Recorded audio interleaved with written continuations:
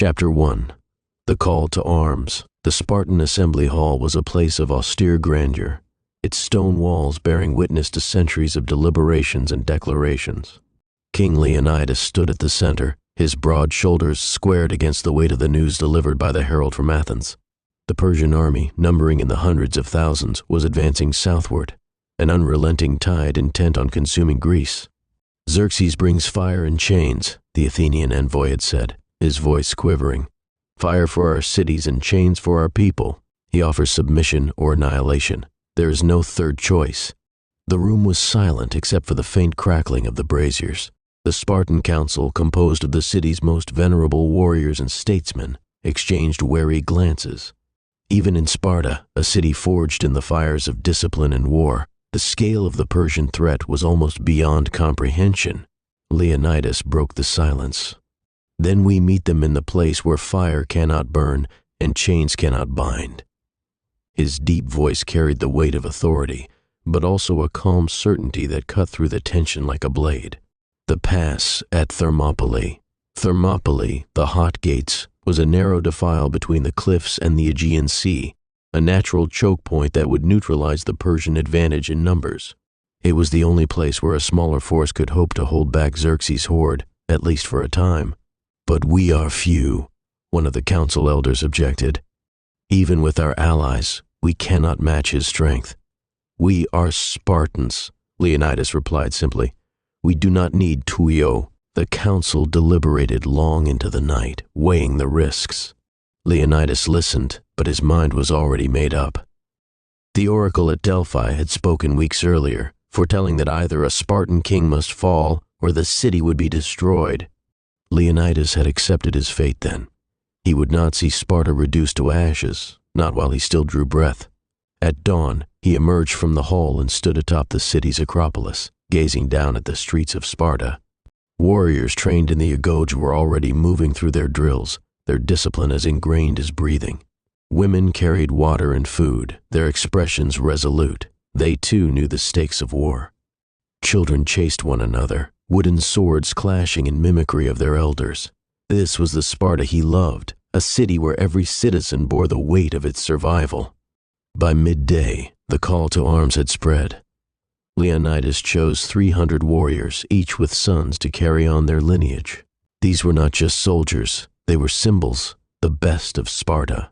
They would march as a wall of flesh and bronze standing between Greece and oblivion. Eurytus, a young warrior, was among the chosen.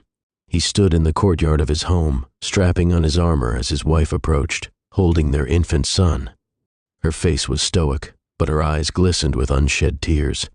"Teach him our ways," Eurytus said, his voice steady, "so he will understand why we fought." She nodded, pressing the child closer to her chest. "Return to us," she whispered, though she knew the odds. Leonidas himself prepared in the stillness of his home. Gorgo, his queen, helped him fasten his cloak. She was as much a warrior as any Spartan, though her battles were waged with words and resolve. "If you do not return?" she asked, her tone betraying no fear. "Then Sparta will endure," Leonidas said. He cupped her face in his hands, his calloused thumbs brushing her cheeks. "And you will tell our son that his father's death bought Greece another day." By the evening, the army assembled at the city gates. Leonidas stood before them, his scarlet cloak billowing in the wind. He addressed not just his warriors, but the gathered crowd of citizens who had come to bid them farewell. "Spartans, we march not for victory, but for honor. Xerxes seeks to enslave Greece, to erase our way of life. We will show him that even a god king can bleed. Remember this, a single act of defiance can echo through eternity." The soldiers roared their assent, raising their spears to the sky. The march to Thermopylae had begun. Chapter 2. The Gathering Storm. Xerxes stood atop the golden dais of his command tent, surveying the endless rows of soldiers that stretched beyond the horizon. His army moved like a tide, the earth trembling beneath the weight of its march.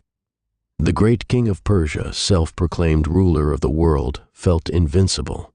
Beneath his gilded crown and robes, he carried the confidence of a man whose power had never been seriously challenged. The army he commanded was a patchwork of nations and peoples, united under Persian banners but diverse in dress and weaponry. Medes, Babylonians, Egyptians, Scythians, and more, each contingent represented a corner of his vast empire. Xerxes' advisors often boasted that such a force could drown Greece in bodies alone. Yet, as he stared westward toward the Greek mountains, he could not shake a whisper of unease. The Greeks were few, yet they had resisted before. His father, Darius, had learned this at Marathon. Xerxes clenched his fists. His campaign was not only one of conquest, but also revenge. He would succeed where his father had failed. He would crush these defiant city-states, and their lands would serve Persia as all others had. He vowed that their resistance would be a warning to any who dared question his rule. As the column advanced, Mardonius, his trusted general, approached. The scouts report that the Greek allies are gathering at a narrow pass near the coast, Thermopylae, Mardonius said. They intend to block our path there. Xerxes smirked. Let them. The cliffs will fall before Persia's might. But Mardonius hesitated. Your Majesty, these Greeks are no ordinary army. The Spartans lead them. Xerxes raised an eyebrow. The Spartans. He had heard tales of their discipline, their fearlessness in battle. Unlike other Greeks, they did not flee. They did not break. Then we will see if the tales are true, he said dismissively. Have my engineers prepare bridges for the crossing of our forces. We will march through their land like a storm. Far away, in the city of Phocis, a Greek hoplite named Lysander strapped on his bronze cuirass and tightened the straps of his greaves. A simple farmer before the war, Lysander had left his plow behind when the call to arms came. The men of Phocis were not Spartans or Athenians, but they were proud, and they would not yield their freedom without a fight. Lysander's wife stood in the doorway, their young daughter clutching her skirts. You don't have to go, she said, her voice breaking. Others can fight. You are needed here. He shook his head, forcing himself to meet her gaze. If I do not go, who will stand between them and our home? Who will keep them from taking you, from taking her? He knelt and kissed his daughter's forehead. I fight so she can grow up free. The roads leading to Thermopylae were crowded with men like Lysander. Farmers, craftsmen, and merchants marched alongside professional soldiers, united in the knowledge that their survival depended on holding the pass. The allies were a disparate group, Athenians, Thespians, Thebans, and more. Many looked to the Spartans for leadership, their crimson cloaks and polished helmets marking them as the best Greece had to offer. When Lysander and his companions arrived at the camp, they found the Spartans already drilling. The sight of them was both inspiring and unnerving. They moved as one, their shields forming an unbroken wall, their spears striking in perfect rhythm. They spoke little, but their presence alone brought a sense of order to the chaos of the allied forces. Lysander's captain approached the Spartan king, Leonidas, who stood inspecting his men.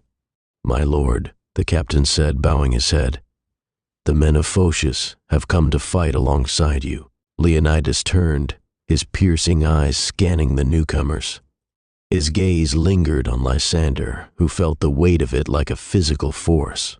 Finally, Leonidas nodded. Then you will fight with us. Keep your shield high, Phocian.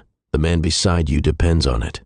As the Greek forces prepared for battle, the narrow pass of Thermopylae loomed before them. The cliffs rose like jagged teeth on one side, while the sea stretched endlessly on the other. There was no room for retreat, no space for maneuver. It was the perfect place to make a stand and to die. Lysander spent the evening sharpening his spear and watching the sun sink into the sea. Around him, men whispered prayers to their gods, their voices tinged with fear. But when he looked at the Spartans, he saw no fear, only calm determination. They knew what was coming, and they welcomed it. At the same time, Xerxes' massive army encamped just beyond the mountains, their fires lighting up the night like a second sky of stars. The air was thick with anticipation. War was coming, and with it, the fate of Greece would be decided. Chapter 3. The Clash Begins. Morning light broke over the narrow pass, casting long shadows across the cliffs and the restless sea below. The Greek warriors stood in disciplined ranks, the Spartans at the forefront. They were a wall of bronze and crimson, shields locked together, spears gleaming in the sun. Behind them, The allied contingents, Thespians, Phocians, and others, looked on with a mixture of awe and apprehension. It was here, at this bottleneck between mountain and sea, that they would face the might of the Persian Empire. From the distance came the rumble of marching feet and the clatter of weapons. The Persian host advanced like an unstoppable tide, their sheer numbers darkening the horizon. The first wave was composed of lightly armed infantry, their commanders shouting orders in a language alien to most of the Greeks. They marched with confidence, their numbers alone enough to inspire fear in any enemy. King Leonidas, standing at the center of the Spartan line, raised his spear. His voice, calm and commanding, carried over the din. "Remember your training, hold the line, show them what it means to stand as free men." The Spartans adjusted their grip on their spears, their faces impassive. Fear was an indulgence they could not afford, and they had long since been trained to suppress it. Their allies took heart from their composure, even as the Persian vanguard drew closer. The first clash was swift and brutal. The Persians charged with wild cries, their wicker shields and light armor offering little protection. The Spartans stepped forward in perfect unison, their long spears driving into the oncoming ranks with deadly precision. The sound of wood and bronze meeting flesh filled the air, accompanied by the screams of the wounded. The narrow pass worked to the Greeks' advantage. The Persian numbers counted for nothing in such confined space. Only a few could engage at a time, and the disciplined Spartan formation turned every Persian advance into a massacre. Those who survived the first charge retreated, only to be pushed forward again by their commanders. Behind the Spartan line, the allied troops watched with a mix of awe and disbelief. A young Phocian warrior whispered to his comrade, "They fight like they're invincible." His comrade nodded, gripping his spear tighter, inspired by the sight. Wave after wave of Persian soldiers crashed against the Greek line, and wave after wave was repelled. The Spartans rotated positions to keep their men fresh, their discipline and coordination unmatched. The bodies of the fallen began to pile up, creating obstacles for the next attackers. By midday, the Persians withdrew, their first assault decisively repelled. But the Greeks had no time to celebrate. From their vantage point, they saw a new contingent advancing, Persia's elite soldiers, clad in heavier armor and moving with precision. These were no conscripts, they were veterans trained and tested in countless battles. Leonidas observed their approach, his expression calm but watchful. "This will be different," he said to his captains, "but the pass remains narrow, and their numbers will still betray them." The Spartans readied themselves as the elite soldiers drew near. Their enemy advanced methodically, shields raised, spears thrusting forward to probe for weaknesses. The clash was fierce, the ringing of bronze on bronze echoing off the cliffs. The elite troops fought with skill, but the Spartans held firm, their shields absorbing blows, their spears finding gaps in the enemy's defenses. In the rear, the allied soldiers watched nervously. One of them, a farmer-turned-hoplite, muttered, "How long can they keep this up?" But another, older warrior replied, "As long as it takes. These are Spartans." The fighting continued into the afternoon. For every Greek who fell, many more Persians died, yet the relentless attacks began to take their toll. The Spartans' shields bore the marks of countless strikes, and their spears broke under repeated use. They drew their short swords and continued the fight, their movements precise and deadly. Leonidas moved through the ranks, offering words of encouragement and keeping morale high. To a young soldier whose shield arm trembled, he said, "Steady yourself. The man beside you depends on you. Together, we are unbreakable." The sun dipped lower in the sky, and finally the Persian commanders called for a retreat. Their elite troops had failed to break the Greek line, and the cost in lives had been staggering. As the last of the Persians withdrew, a weary but victorious cheer rose from the Greek forces. That night the Greeks regrouped. The allied troops tended to their wounded, while the Spartans, ever disciplined, sharpened their weapons and repaired their shields. Leonidas sat with his captains, discussing the day's battle and preparing for the next. "Their numbers are endless," one of the captains said. "They'll come again tomorrow, stronger than before." Leonidas nodded. "And we will meet them again. We will hold this pass for as long as we breathe. Every day we delay them is a day for Greece to prepare. That is our duty." In the Persian camp, Xerxes fumed. His generals argued over tactics, but none could deny the effectiveness of the Greek defense. The great king's pride was wounded, but he would not relent. He ordered his forces to prepare for another assault, swearing that the Greeks would be crushed. As darkness fell, the Greeks rested fitfully, knowing that the next day would bring more bloodshed. Yet their resolve remained unshaken. They were fighting not just for survival, but for the freedom of their homeland. And so, with the cliffs rising behind them and the sea murmuring at their side, they prepared to face the storm once more. Chapter 4. A Knife in the Dark. The stars hung low over the Greek camp, their cold light flickering against the dark mountains. Around the fires, the men murmured in low voices, exchanging prayers, fears, and silent hopes. They had endured 2 days of relentless battle, and yet the Persians still loomed, an ocean of men eager to consume them. Among the Spartans, silence reigned. Their discipline was unbroken, their resolve unwavering. They sharpened their weapons and adjusted their armor, preparing for what they all knew would come. Leonidas stood apart, his sharp eyes scanning the distant ridges. The air was too still. The night carried a weight that he could not ignore. His instincts, honed over decades of war, whispered of danger. Far from the Greek lines, a lone figure trudged up a narrow path through the Persian camp. Ephialtes, a local Greek from the region of Malice, stumbled forward, his breathing labored. His hunched back and awkward gait betrayed the burden he carried, not on his shoulders, but in his heart. The rejection he had endured his entire life had festered into resentment, and now that resentment had found its outlet. 2 Persian guards stopped him as he approached. "I have information," Ephialtes said, his voice thin and desperate. "I know how to outflank the Greeks." The guards looked at one another, then escorted him to their commanders. Soon he stood before Xerxes himself, the great king reclining on an ornate golden throne beneath a pavilion of silk. Xerxes regarded the strange, broken man before him with a mix of curiosity and disdain.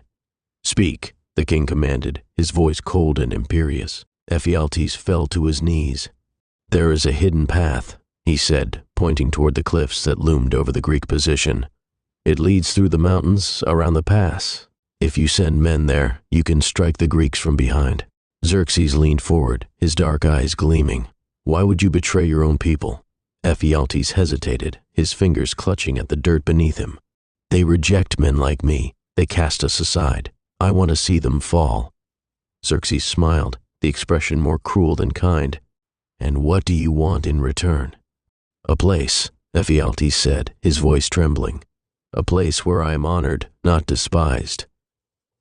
"You will have what you desire," Xerxes said, gesturing to his generals. "Prepare the immortals. Lead them through the path. By dawn, the Greeks will be surrounded." In the Greek camp, a scout returned just before midnight, his face pale with dread. He rushed into Leonidas's tent, where the Spartan king stood with his captains. "The Persians are moving through the mountains," the scout reported. "They found the hidden path." The room fell silent. Leonidas closed his eyes for a moment, letting the weight of the news settle. He had known this day would come, though he had hoped to delay it longer. His captains exchanged uneasy glances, waiting for their king's response. Leonidas opened his eyes, his voice steady. "The pass is compromised. We cannot hold them forever." One of the captains, a grizzled veteran, spoke up.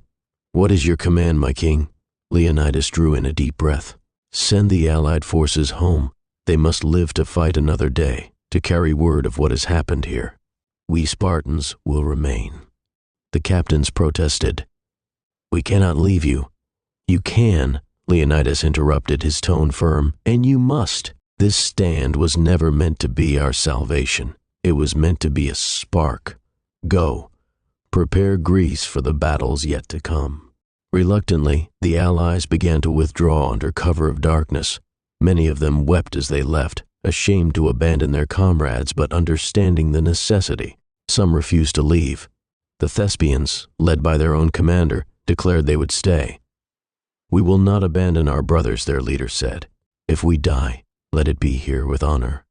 In the Persian camp, Xerxes stood on a ridge, watching his soldiers disappear into the narrow mountain path. Torches flickered like fireflies in the dark as the immortals, his most elite troops, moved silently under the cover of night. He smiled. The Greeks would wake to find death pressing in on all sides. He would destroy them utterly, and their defiance would be erased from history. "Tomorrow," Xerxes said to his generals, "we will sweep them away like sand before the tide." As dawn approached, Leonidas walked the length of his line, his crimson cloak trailing behind him. The remaining men, Spartans and Thespians alike, stood ready, their shields and spears held firmly. He stopped before a young warrior, barely more than a boy, whose hands trembled as he gripped his spear. "Steady, son," Leonidas said, placing a hand on the boy's shoulder. "Your name will live long after this day. Fight with honor, and you will never be forgotten." The boy nodded, his fear melting away under the weight of his king's words. The first rays of sunlight crept over the mountains, illuminating the pass. The Greeks could see the Persian vanguard advancing from the front, their numbers seemingly endless. From behind, faint movements on the cliffs signaled the approach of the immortals. Chapter 5: The Last Stand. The first light of dawn spread across the pass, touching the cliffs with a soft glow that seemed almost out of place. The ground beneath the defenders was soaked with the blood of 2 days of fighting, yet they stood ready once more. The Spartans and Thespians, the last who had chosen to remain, tightened the straps of their armor, checked their weapons, and prepared to meet their fate. Leonidas stood at the forefront, his spear planted in the ground before him. He surveyed his men, battle-hardened Spartans, loyal Thespians, and others who had refused to leave. Their faces were grim, but their eyes held no fear. These were men who had accepted death, not with despair but with a fierce pride that burned brighter than any flame. From the horizon came the low hum of marching feet, growing louder with each passing moment. The Persians were advancing, their endless ranks filling the pass with a dark tide of steel and flesh. In their midst, the elite immortals marched in disciplined formation, their faces obscured by masks of iron, their spears glinting in the sun. Leonidas raised his voice, his words cutting through the rising tension. "Men of Greece, today we fight not for survival but for something greater, for freedom, for our people, for the lands and homes we leave behind. Let this be the place where tyrants learn the cost of their ambition." A roar rose from the ranks, a sound that echoed off the cliffs and carried out to sea. The men locked shields, forming an unbroken wall of bronze, their spears angled forward, their stance unshakable. Behind them, the mountains and sea left no room for retreat. Ahead of them, death marched steadily closer. The first wave of Persians crashed against the Greek line with a deafening roar. The Spartans held firm, their spears thrusting with deadly precision, each movement practiced and efficient. The narrow pass again worked in their favor, forcing the Persian masses into a tight formation where their numbers were of little use. The Thespians fought with equal ferocity, their loyalty to their Spartan allies as unyielding as the shields they carried. The ground quickly turned slick with blood, the cries of the wounded and dying filling the air. Yet the Greeks did not falter. They pushed forward with each opening, their swords replacing shattered spears, their shields battering aside enemy after enemy. The dead piled high, forming gruesome barriers that slowed the Persian advance. Leonidas fought at the front, his spear striking with the precision of a master. He moved with the ease of experience, his shield deflecting blows meant to end his life. Each enemy he felled bought his men another moment to hold the pass. But the tide was unrelenting. The Persians pressed harder, their commanders driving them forward with shouts and whips. When one rank fell, another surged forward to take its place. The Greeks grew weary, their arms heavy, their shields dented and cracked. Still they held. By midday the immortals reached the front lines. Unlike the waves before them, these soldiers moved with precision, their strikes calculated and deadly.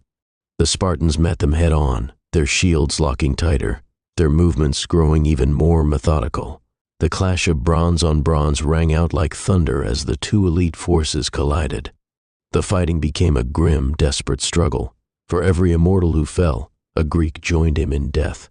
The pass that had given the Greeks their advantage now became a trap, with no room to retreat and no space to regroup. Yet the defenders pressed on, driven by an unyielding resolve. Leonidas stood at the center, a pillar of strength for his men. His voice rang out over the din of battle, urging them forward. "Hold the line. For your brothers, for Greece." His spear broke against an enemy shield, and he drew his sword without hesitation, continuing the fight. But even a king is not invincible. A Persian spear found its mark, piercing through Leonidas's side. He stumbled, blood spilling onto the ground. Another spear struck him in the thigh, and he dropped to one knee. Around him, his bodyguards fought desperately to shield him, but the Persian tide was unstoppable. Leonidas fell, his gaze turning toward the sky. The sun was warm on his face, and for a moment, the sounds of battle seemed distant. He thought of his wife, of the land he had sworn to protect, and of the men who fought beside him. A faint smile touched his lips as he breathed his final words. "Spartans, fight on." The Spartans and Thespians rallied around their fallen king, their cries of fury and grief shaking the cliffs. They formed a final circle, their shields overlapping, their spears thrusting outward like the spines of a great beast. They held their ground as the Persians closed in, their numbers overwhelming. One by one, the defenders fell, their blood mingling with the earth. When the last man collapsed, the pass fell silent, save for the groans of the dying and the distant crash of waves against the shore. Xerxes walked among the dead, his golden robes trailing in the dust. His victory had come at a staggering cost. The ground was littered with the bodies of his soldiers, piled high where the Greeks had made their stand. He stopped before the body of Leonidas, his face impassive. "Cut off his head," he ordered. "Let the world see what happens to those who defy me." But as the Persians mutilated the fallen king's body, the true legacy of Thermopylae had already been written. Word of the stand would spread across Greece, inspiring a fierce resistance that would culminate in victories at Salamis and Plataea. The Spartans' sacrifice would become legend, their names etched into history as symbols of courage and defiance. The cliffs and sea bore silent witness as the sun set over the battlefield, casting the pass into shadow. The men who had fought and died there achieved a kind of immortality, not in their survival but in their sacrifice. They had shown the world that freedom was worth any price. Leonidas turned to his men, his voice rising above the din. "Brothers, the hour has come. Let us show them what it means to be free. Let us show them what it means to be Greek." The warriors roared their assent, raising their spears to the sky. The sun rose higher, its light glinting off their bronze helmets and shields. The final battle was at hand, and every man knew it would be his last. Yet there was no fear, only the unshakable resolve of those who fought for something greater than themselves.